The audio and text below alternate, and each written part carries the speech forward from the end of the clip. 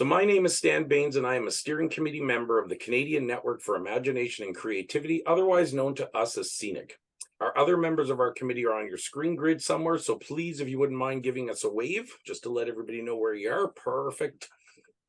We look forward each month to the different topics from our hosts and guests, and then to the discussions that happen afterwards with you. We hope that with these jam sessions, our purpose is to explore and expand our minds in new directions, collaborate through idea sharing, create partnerships in our differences, in our beliefs, and find creativity through exploration of our imaginations. We look to find new, innovative ideas, look at things from different angles, see it from different backgrounds and perspectives, ask questions, and have open, forward-thinking dialogue. As we venture through our time together, we want you to find your space within our space. Not only do we want to hear your ideas, but listening is equally as important. Reflect and participate in your way. Once our host has guided our discussions for this evening, we will open the floor for our chats and conversations to begin, and we'll see where the journey leads us during our time together.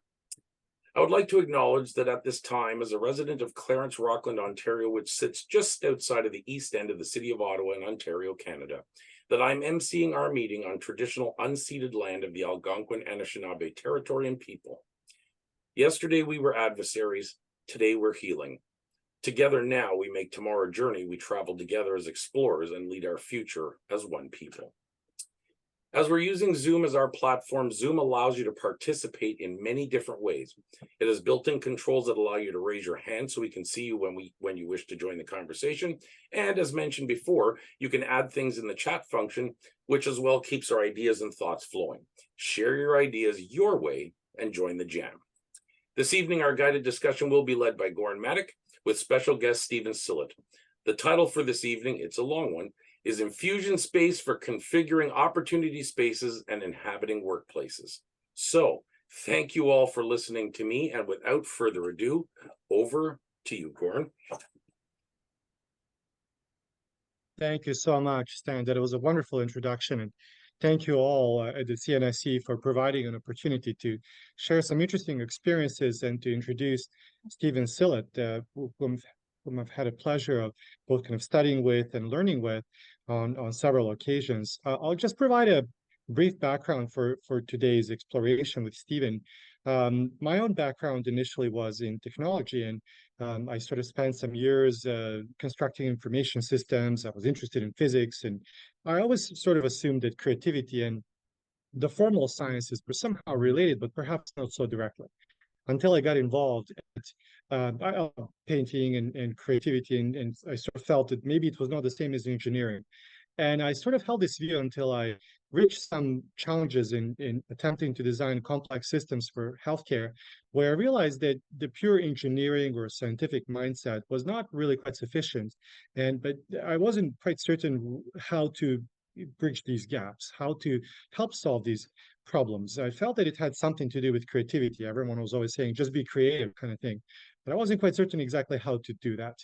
I started looking around, and I met some groups that were teaching facilitation and creative problem solving, and that sort of helped my journey. And some years later, I realized that wow, creativity is not what at least I had thought. Sort of as a young person, that it was kind of like something that was part of painting and art. That it was more a field and a medium that can permeate all of our activities, and that it can very much instruct and advise complex problem solving, whether in engineering or societal design or wicked problems, as they're called now, or other domains. And as part of attending various sort of creativity and facilitation and problem solving groups, I came across Stephen Sillett, who is a kind of a master facilitator, master practitioner, working in a very interesting domain of creative facilitation, a domain that's sensitive to the needs of others, and that's very much putting stakeholders and participants in the center, as it were, attempting to kind of working in this domain that's attempting to go beyond just kind of like trying to put all the stakeholders in the room, as we often kind of hear in systemic design practices, and really trying to understand the world from the viewpoints of the practitioners and participants themselves. And this is what drew me to Stephen's practice, and it's a real pleasure to introduce Stephen today. So with that, Stephen, please go ahead and take it away.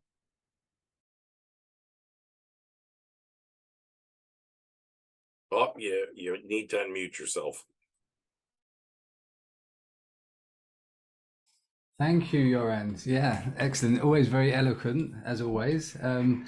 Yeah, pleasure to be here. I'm going to go through a few different aspects, and then like I say, relating to some different projects that led me to get involved in and develop something called Infusion Space, which actually came out of a series of labs that was happening over a number of years in Toronto.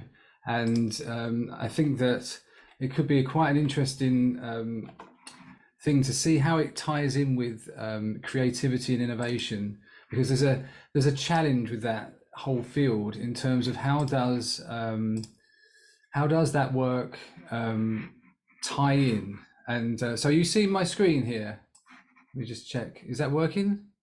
Or is it? No, hold on. It's loading, so we're just waiting for it to load. Okay, hold on.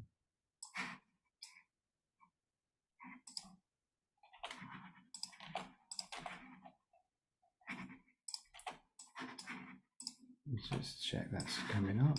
Hold on. Does that work now? Just I at least see that it's still loading, but I don't see it. Maybe perhaps start again. okay, let's try. Is that working? Yeah, that's good. Okay, perfect. So yeah, so I'm going to introduce an idea which actually came out of trying to solve a problem at a very local level, working with communities, because in 2003, 2004, started connecting to communities in South Africa in a rural area of Ingwavuma on the borders of Swaziland and Mozambique. And it was going to be like a 2-week visit, but ended up talking to the youth there in this remote area and setting up a drama program in 2006, which went on for a number of years and toured schools. And in part of that process, we worked with a participatory theatre process called forum theatre, where you do a play, present an issue with certain characters that go on a journey, and that journey is then looked at and picked up upon in the second showing of the play, and people in the audience get involved and to change the direction of the action, and in doing so suggest different alternatives for what could happen. But we found at first that this has been done with children in schools related to an educational trust called Sizizi Educational Trust. Sizizi means help yourself in Zulu language. Anyway, that work evolved, and we actually ended up but the challenge we got in that original time was that the children were quite nervous about getting on stage, so we created a process where there would be a mapping process to explore themes and do a 3-day workshop even before the actual play happened. So, and it looked at the idea of peer influence and how peer influence in schools would, how it impacts situations. The idea being that peer influence and peer pressure had a big impact on children's choices. And at that area had over 30% HIV. So there's a big issue with those situations. So trying to see, okay, what could be done to look at that. And this 3-day process ended up being its own thing, and it became a really interesting process called socio-drama topography, a process where we map out the community's issues and start to explore it. And that led to really a whole load of developments that sort of came from that, because this 3-day workshop led to the sort of practices that I've been working on over the years since then, where when we're doing this work and exploring what's going on in the community, there was questions about, well, could that itself be a research method or a local inquiry method that could help inform different levels of decision making? And this is one of those questions about how does creativity and ways of imagining be tied into ways of understanding reality better. And one of the questions then came up is, once we've got this approach, how can we scale that? So how can it move beyond what was a really interesting, powerful intervention, and help that to start to create deeper engagement in the community, scale out through other modes, which started to also happen because we took some of the methods, which I'm going to be talking about, these more spatial methods, into work with communities with complex disability back in Toronto. So this is a community here who use alternative communication. And then the other question is, how can it scale up to people in different levels of influence and power? Because one of the challenges when you're working at what would be often called a hyper-local kind of environment is that's really powerful and can engage people, but they're not necessarily, that's not where the resources are housed. So anyway, this was some of the work to try and understand some of this, is when you're working in these different types of spaces, how are we taking types of attention? So Infusion Space started to look at that in terms of verticality, as much as where we're looking around us, how we're looking up and down. And that's so when we're scaling deep, it's sort of there in the word, deep, rich, but often in our culture, the Western culture, is very much up is good, but deep and rich and complex and nourishing is often the soil, which often is more indigenous.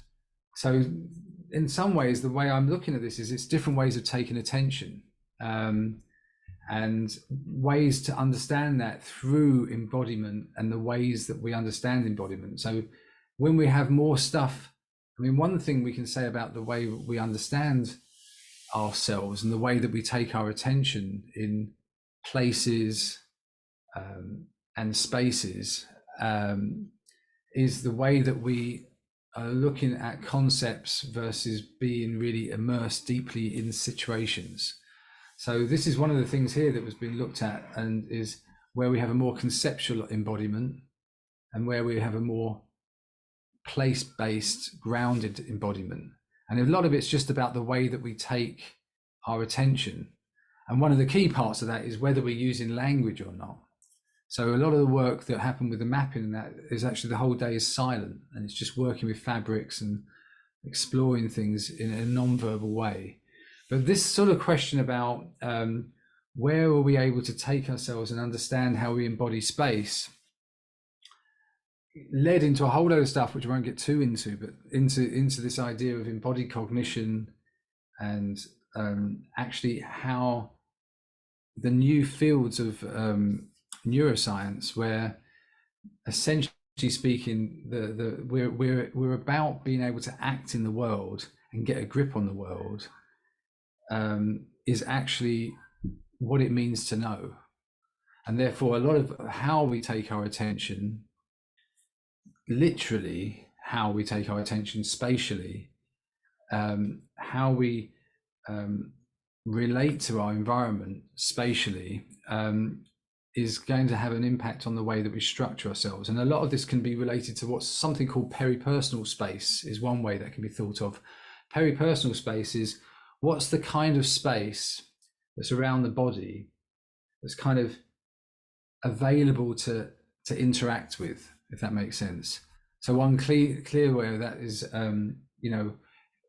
if I'm able to reach out with my hand, I might have a peripersonal space that I can interact with my hands. Okay, I have a space that I can see, I can relate to, I can touch, and this can change.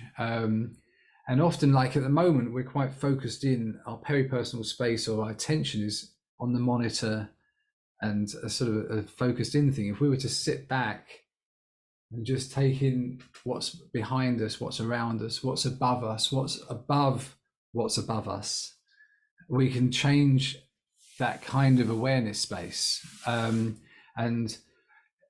If we also then, rather than focusing on the sort of structure of the things in the room, we take our attention to how are we related to what's underneath us and where the nearest water sources are? Where is the water underneath us? If there is water underneath us, where's the nearest body of water? Where's the nearest flowing water? And that often starts to get us into this biophysical embodiment, where water and land meet, you know. So this is a really interesting part of what came out from doing these activities in South Africa. So we call it enactive ecological. So enactive is the idea that we know by acting and interacting with objects, and it also relates to ecological psychology, which is also a field where what we know and what we see is very much what we can use and act on. And that's hence why it might well be that in art, objects, it's not about drawing them as they are, but somehow capturing this essence of them. Because when you see an object, you're very much looking at objects from what they can do and where you can interact with them. And that's often true if you look across a room or down a corridor and you take it for granted that you see the floor and the walls, but actually you're seeing as much of the ceiling as you're seeing of the floor, but you just don't see it, or you don't take attention to it because you cannot act on it. So that's one of the things that the ecological psychology approach sort of brings in. And that's then tied into this spatial embodiment. So Infusion Space is sort of bringing some of those elements together in some different conceptual ways.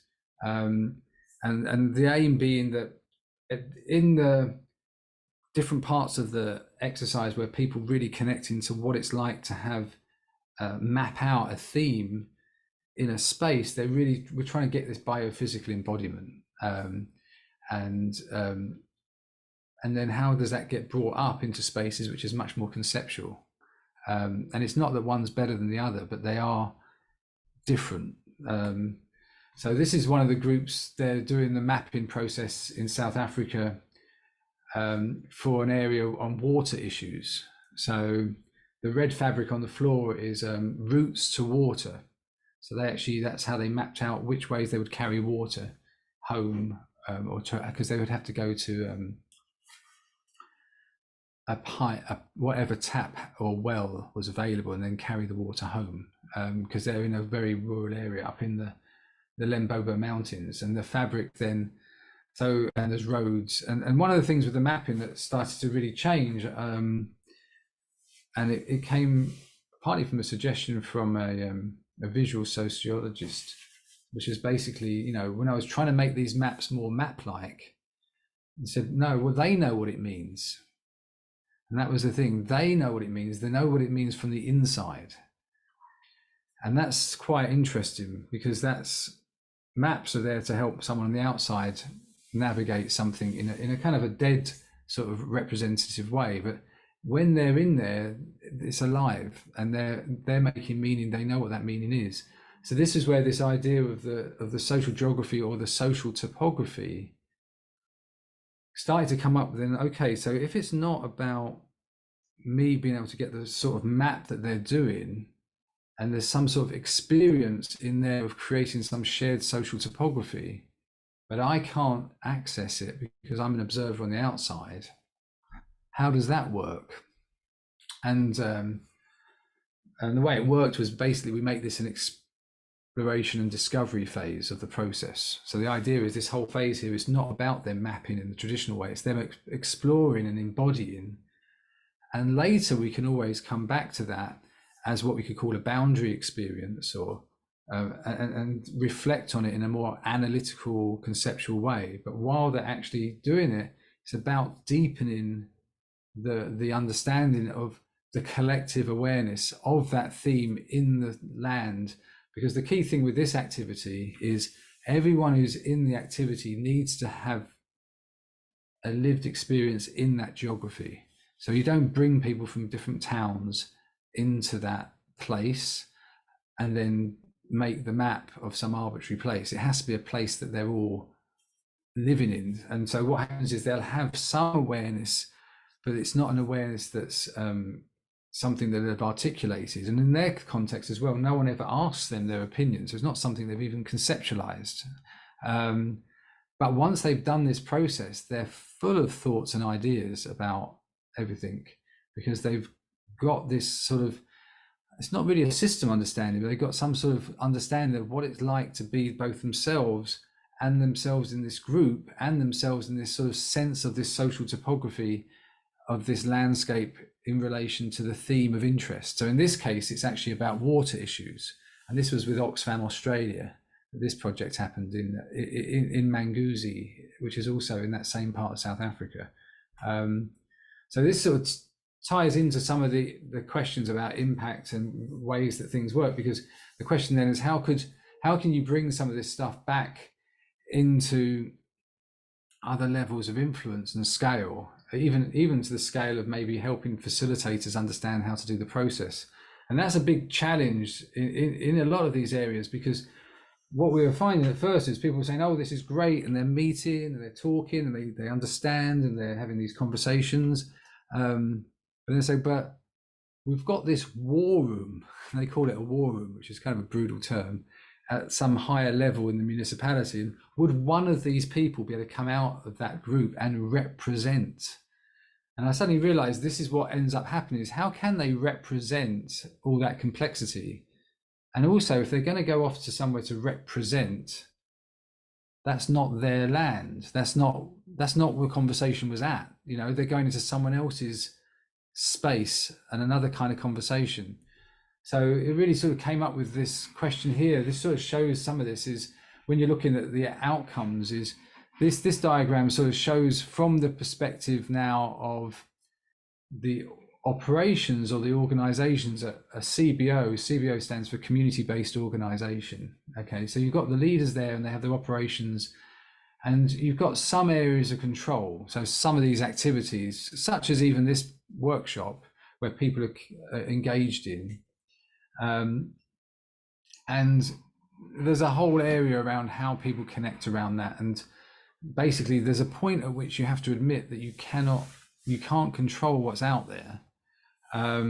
You have some sphere of influence, but the nature of the impact goes beyond that. So it's really just tying into some of those questions and those thoughts of what it means to have participation and what it means to sort of work with some of these different scaling up questions. And was trying to change this to, rather than having to know everything, the question then becomes, okay, what can we do to have what we could call decision support? So that's often what they do now, is they say, okay, with inquiry-based work, it's like we can't, rather than saying we're going to go off, do research, go away and work out what that means, we're going to then just try and get some insights that can support decisions in real time. And the Infusion Space is a sort of space that helps do that, or understand how that could be possible.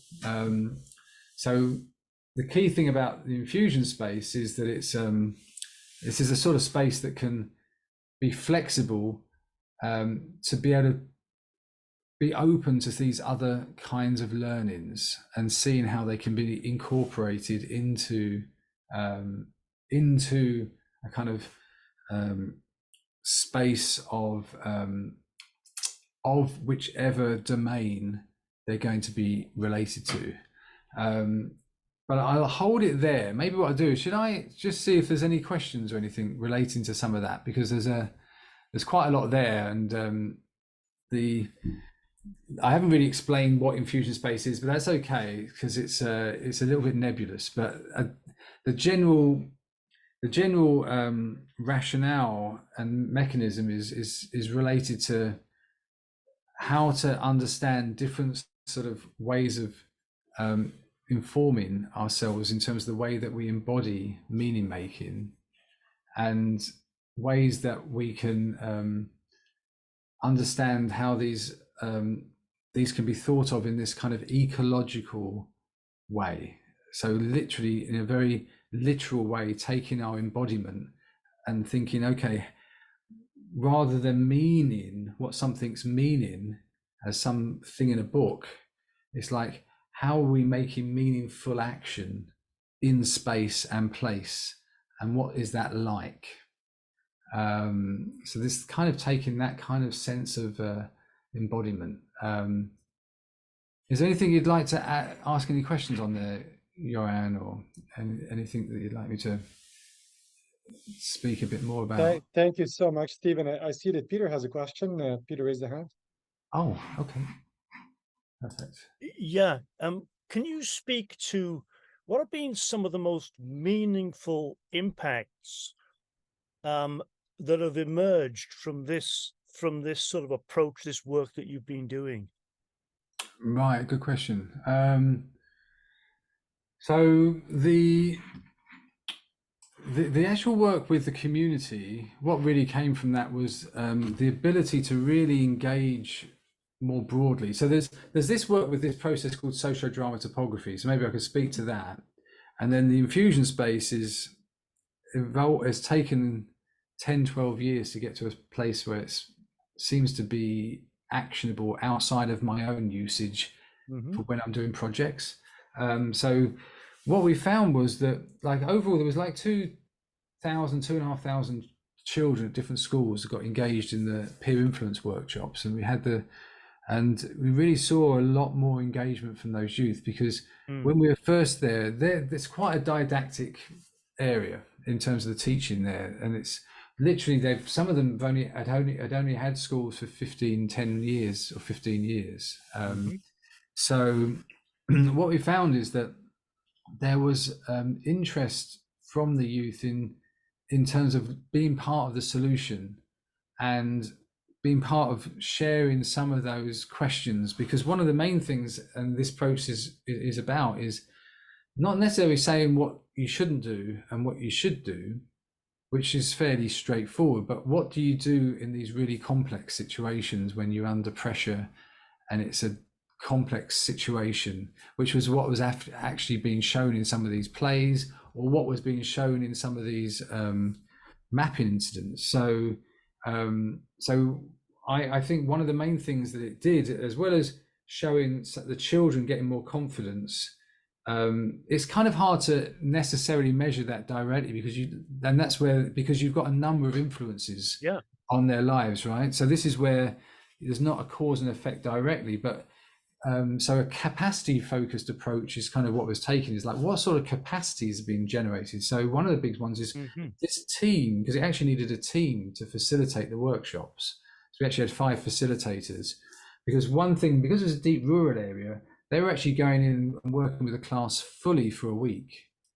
They actually not just going in and doing like a 1 or 2 hour drama workshop, like literally. And one of the schools, they actually got dropped off and they lived in the school for the week because it was too far to get home, basically. So, and go through this work. And I think one of the main interesting things was that some of the people that could really see the difference was the cooks who worked there, because they noticed a lot of changes going on.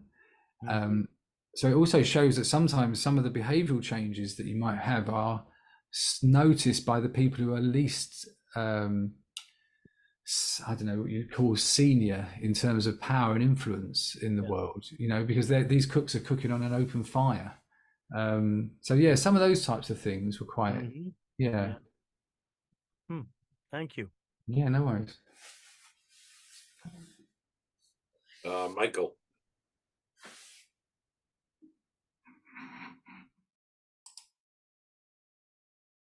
Oh, you're just on mute, I think. Oh, Michael, you got to unmute yourself there.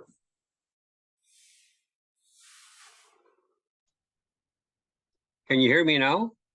Yeah. It's too bad. I would have been better doing the whole thing muted. You began, Stephen, with talking about some experiences you were doing in forum theater. Yeah. And that's a very powerful form of communication in its own right.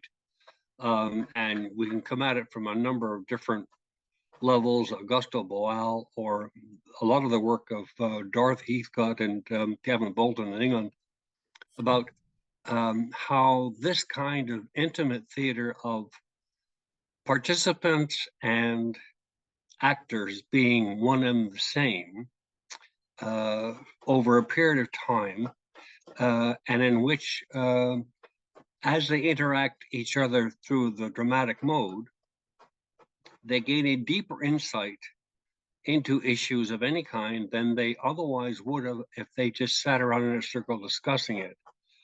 You talked about the importance of embodiment. And of course, drama does that for you. And the moment you do that kind of experience, you're into a different kind of conversation about whatever issue you're concerned with. For one thing, you learn that you can't always describe situations with words alone. Sometimes you see work in drama which, if you were there to experience and witness it, it means something to you, but you couldn't explain it in words to anyone else. So it seems to me that a lot of your work seems to flow somewhat directly from the kind of interactions and communication that can develop from dramatic work of that kind. And so I'm quite fascinated with that. The other angle comes at it for me from the opposite point of view, and that is, how do you create physical spaces that will encourage the kind of work you've been describing? And I'm thinking of certain forms of architecture at a conceptual stage. To what extent do architects consider the issues you've just discussed when they're considering the designing of a building or a space that has within it a kind of purpose? Is it a library? Is it a performing arts center, which is obvious? But is it a civic space in some way? And in so doing, do they want to think about the kinds of interactions that will go on in that space, simply encouraged by the design of the space itself? And I think of Maxine Green's work about noticing deeply. And she talks about sometimes your noticing goes beyond words, and you can only communicate it in dramatic terms. So all of these intersecting ideas came across my mind as a result of what you were presenting. And I think also for those of us involved directly in a live experience we're planning this year, many of the ideas you suggest appear to be highlighted in the work that we're doing towards the realization of this project, even though some of those ideas have not yet been articulated, but they're there. I'll stop now. Oh, excellent. Thanks. Yeah, very good points. I mean, in terms of the term social topography, it's actually interesting. It is actually used in architecture a little bit, and to give this sense of what this essence of the quality of a space. And I sort of speaking to how that is important is very relevant, because funny enough, 4 years ago, we presented at the Prague Quadrennial, which is the World Scenography Conference, about the spatial component of the staging, not so much the staging of the Forum Theatre, but more the disability arts process. But it is very relevant for the Forum Theatre as well. And it's also relevant for psychodrama and that kind of work, because Jacob Marino, who developed psychodrama, he actually created his own kind of theatre spaces in the 20s and 30s. And they then created, there's a couple of them in New York when he came over to the US and lived there, where there's no backstage, there's no front stage, you know, it opens things up. And this is also true with when you're doing what they call participatory theatre, or sometimes applied theatre, is you're in the space, because like the workshops or the plays are happening in the school classroom. So there's a whole thing about clearing the classroom, cleaning the floor, making it so that covering all the like either fabric or something, or all the posters, because if you're looking and there's all posters of signs telling you what to do, you know, like don't do this. There's a lot of like quite didactic signage sometimes in South African classrooms around behavior and stuff. So all those things are competing and shouting out, you know, and not allowing that space to become occupied from below, if that makes sense. So this idea of bottom up kind of, so I think that issue is very much what came out with this. And it's even true with Forum Theatre, because forum theory, yes, a lot of that process developed with Auguste Boel and a lot of his practices is what I find is it's a great forum, but the question is, well, what leads into that? Like sometimes you've only got one play. You can do 3 and they choose the one they like. You sort of can do stuff like that, but it's still you're still bringing the story in. Does that make sense?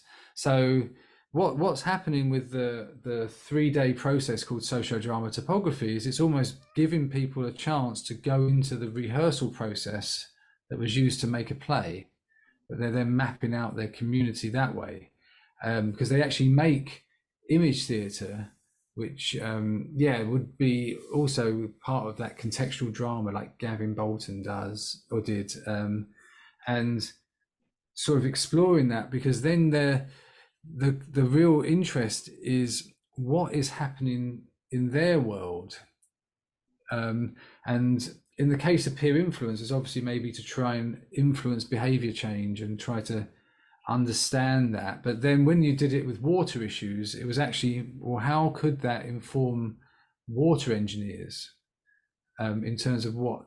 And the key thing is, it's not for water engineers to be told, oh, let's go and ask people what pipes we need, because the whole point is, well, they've just spent years learning about that. That's their job. They should know what pipes to get. What they don't necessarily know is where to put them. So one of the big things that came up is a difference between whereness and whatness. And nearly everything we do is about what stuff is, what we name this, what we name that. But the quality of where it is very much lacking in Western culture. But that's actually where indigenous approaches and these spatial approaches are. And actually that then can become part of thinking about actually how perception works, which maybe shall I carry on and sort of, I'll share a couple more slides that might even tie to that, if that's okay. Okay. Go ahead, Stephen. Okay, perfect. So this one here is, this is the kind of whatness of things in the environment. What's this, what's that, what's the other? But this is also kind of how we have been thinking about perception. And generally speaking, even up to a few years ago, if you went and looked at neuroscience, the idea was that you have some sort of perception of some signal coming in, something happens in the brain or body or whatever, and then we act. And that's not really very plausible, as it was turning out, but that was kind of tried to be explained away. The idea that the brain was some sort of computation. But how am I able to do what I'm doing now in real time with this kind of perceived act output? It was never really very plausible. But so one of the things that's come up is that we're actually in this kind of dynamic all the time, where perception is basically we're perceiving and acting all the time in a predictive way. So this idea of predictive processing, and more recently something called active inference has been coming out, where basically, which is actually ties a lot more into art and suddenly opens up, it sort of dissolves some of the art science boundaries that have been out there, because in art you're kind of sensing your way often into creating stuff, and almost abductively feeling and weighting what would be the meaning, which isn't kind of how this signal coming in used to sort of say.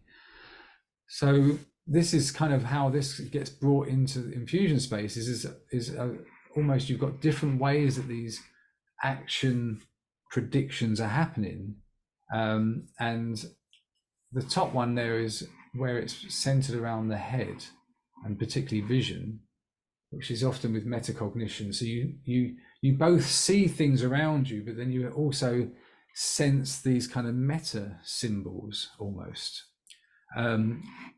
And then you've got the game in town where we actually act, which humans have got the hand, often, we've got our hands, and we've got this ability at the mid-level to really synthesize everything.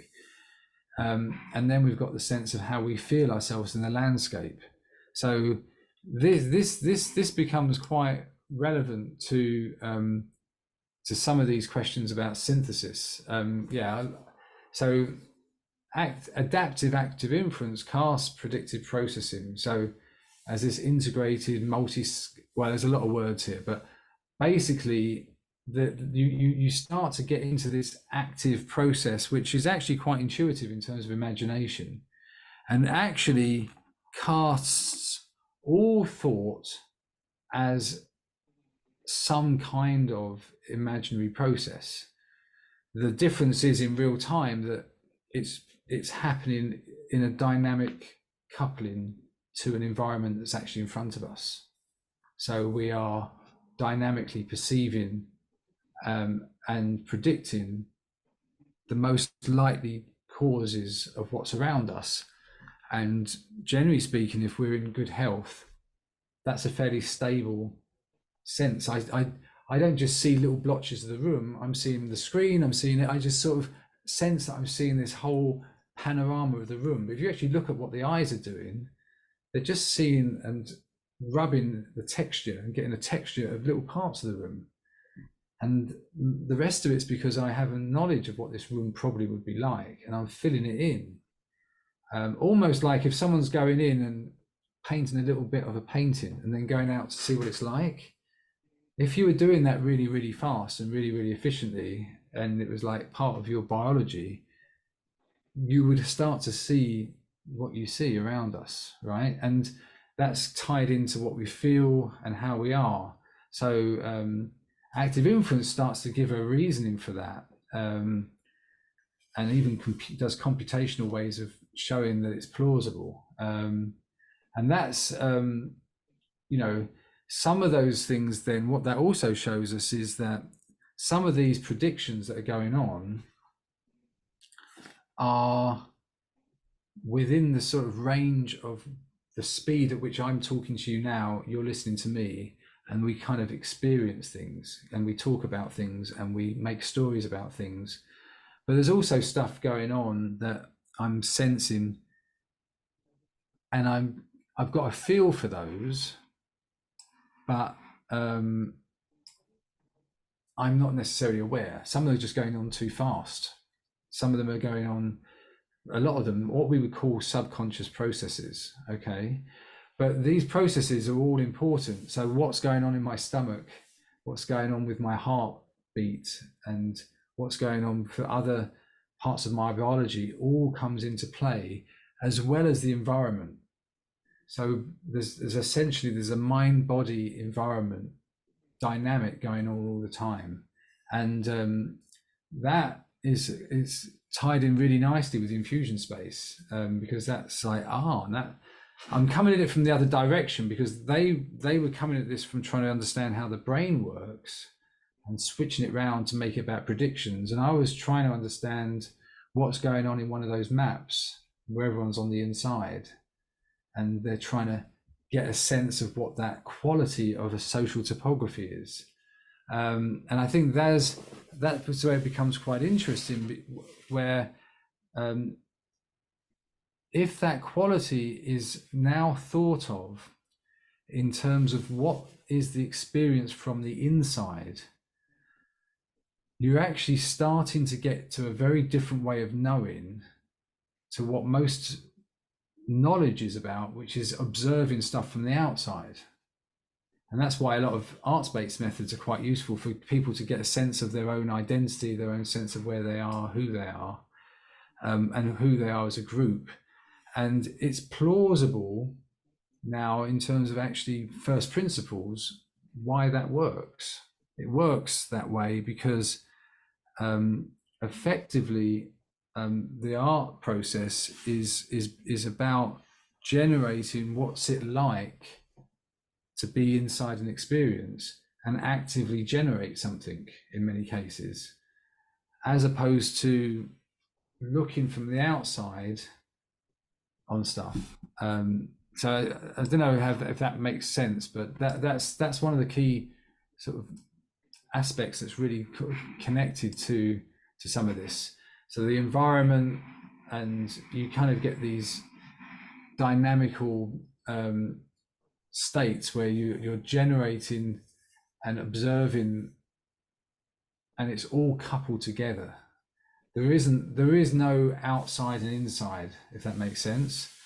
There's no inner world and outer world. It kind of dissolves that whole idea, because there's only an inner world because you've got this sense that the outer world is out there. But if everything's coupled to an environment of some sort, it's just what kind of it, and everything's got some sort of states of action and states of perception, and there's some sort of mind embodiment happening, then it's this kind of ongoing generative process. And the question then becomes is, well, what kind of size and shape is that process? Where is it? Is it very conceptually orientated? What's being brought to bear on that? How much are we weighting up the sensations of very fine feelings about a group of people in a room as we walk around, versus if I'm sitting on my own with my legs crossed meditating, versus if I'm looking at a screen and probably should be looking at the camera. What's going on there? So this is where it gets quite exciting, actually, how that opens up some new possibilities. Okay. Wow, Stephen, I'm so sorry for interrupting. Yeah. This is absolutely fascinating, because this brings so many thoughts to mind around the connections that you were so eloquently outlining for us in the role of art as a connective medium. It shines some new light on some of these experiences that many people really in this group and in this call have been working with and working on for a long time, and making their own contributions. And it's very interesting because, in as much as we have heard about, this invitation to explore the inner world, as it were, through these various modalities, such as art, your exploration makes me feel as if I was always still kind of thinking about it from the outside, and you're sort of turning it around and kind of suggesting, well, in fact, there is really only the inside, because the outside is in some kind of environment, is both liberating and fascinating, because it not only lends credence to areas such as creativity and imagination as art, but it arguably posits them as both helpful and perhaps as necessary to consider as modalities. I realize we only have about 6 minutes left. We'll have to pass it over to Stan. Stan, do we have any more time for any questions from the group before we pass it over to you? Yeah, we've got about probably within that 6 minutes, maybe say 4 minutes to do that. Okay, Stephen, is this a good time to turn it back over to the room for any questions and comments? Yeah, absolutely. Yeah, definitely. Okay, over to you guys. I have a question. So in the research of doing this, what was probably one of the bigger eye openers that you found in your interactions to gain the information that we're looking at here? Like, this is very, very intricate and very complex, but extremely engaging. So what for you was a big surprise, so to speak? How big a rabbit hole it was. I think one of the big surprises was how much action comes into play in this process, and how it goes beyond. It's like it starts off with this idea of predictive processing, which is what this kind of started off with. And then they were sort of saying, well, because that's still a little bit like some of these AIs that are like processing images. But the question with humans and that was, they were saying, well, there's nothing to program what it is before it hits us. So we're forever trying to, so how do we do that? We basically have to act to resolve uncertainty. So the whole game in town is acting to resolve uncertainty. And I think one of the things that really made me realize is that going down and following what some of these modelers are doing to deflate things down to a very simple level of some basic principles like resolving uncertainty, and different ways that beliefs can be built up from that. That was liberating, because I was trying for about 3 or 4 years to go down the other route and saying, so what do they say in the new fields of geography, where they're talking about beyond representation geography, and all these kind of high and it works in geography, but you try and take it into another field and you can't do it. And you go to another field and they're also sort of sensing that there's something around action and around the unconscious and there's something happening, and they've got this wonderful language for it, but it can't go anywhere else. And what's really useful about this active inference is it doesn't give you a theory that answers all of that, but what it does is it gives, what they call it, a unifying principle. It's like a bucket that just holds stuff. Does that make sense? Rather than answers it. And that suddenly gives you an ability to work across fields of practice and scales, which wasn't really possible before. You kind of had to explain it in whatever made sense for your own field, because you're always looking from the outside. But suddenly this is about more general principles. So anyway, that was one of the surprising things. Oh, thank you for that. I appreciate that. Because, yeah, just kind of looking at all the information here and seeing the scope of where this has gone, right? Like you can tell that almost like every time you turn a corner, there's going to be a new discovery, and the things that you thought you knew are going to be completely blown out of the water. So thank you. Thank you very much for that. Thanks. Any other thoughts or comments or observations in the room? Anything else just in the last minute or so?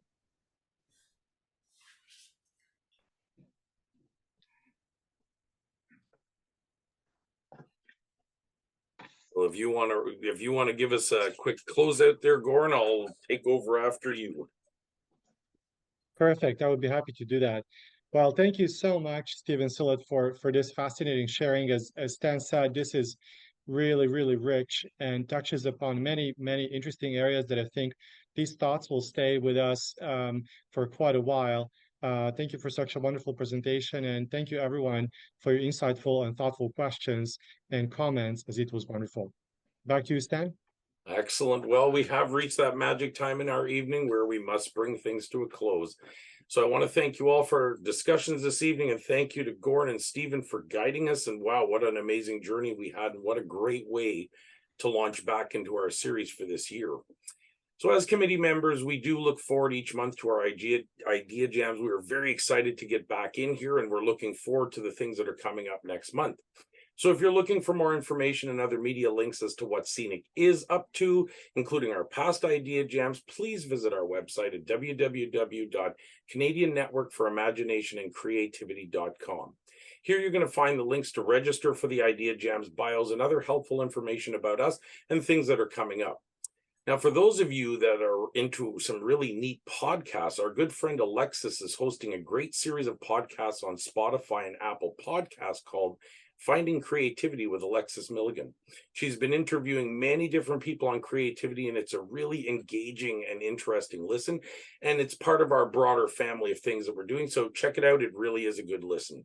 So as we close for the evening, on behalf of all of us here at Scenic, we thank you again for joining us this evening and for the past hour. And we look forward to seeing you again in October for our next idea jam, where we will be led by Jessica on creativity and assessment. Thank you all and have a great night. We'll see you next month. Thanks so much, everyone. Bye, guys.